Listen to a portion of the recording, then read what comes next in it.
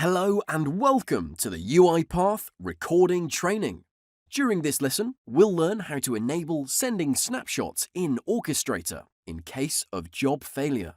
Let us suppose an unattended robot execution fails and the end user is not able to see when and why it failed. The functionality is enabled on application level from web.config, media recording.enabled, set it to true to enable the feature.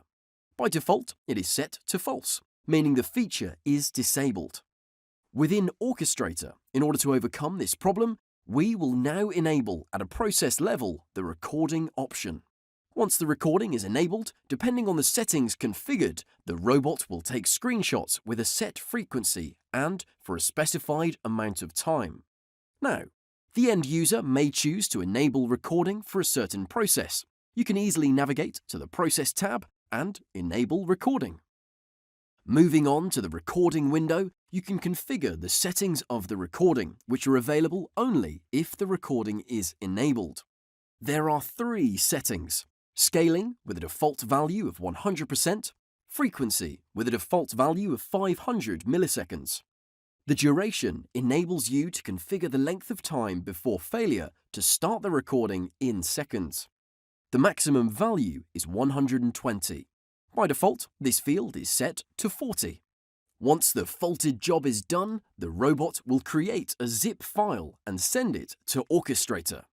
Now, let's create a purchase order by having a SAP Create PO process that is supposed to log in to SAP, navigate to Proper Transaction, and create the purchase order.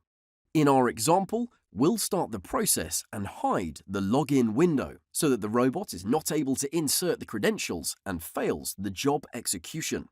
Moving forward, we will enable recording by clicking on the recording button and enabling recording. By default, the IIS where the orchestrator is hosted comes with a limitation of 30 megabytes, meaning that archives that overpass 30 megabytes will not be uploaded to Orchestrator unless an administrator will increase the setting. In our case, as a recommendation, if you'd like to increase the duration, you would have to decrease another settings value, such as the scaling. Let's also click the Update button to save the changes. From the Jobs tab, start a new job by selecting the process and specifying the robot where the process will execute.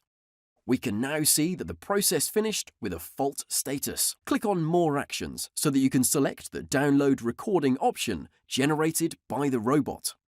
And that was everything for today. See you soon.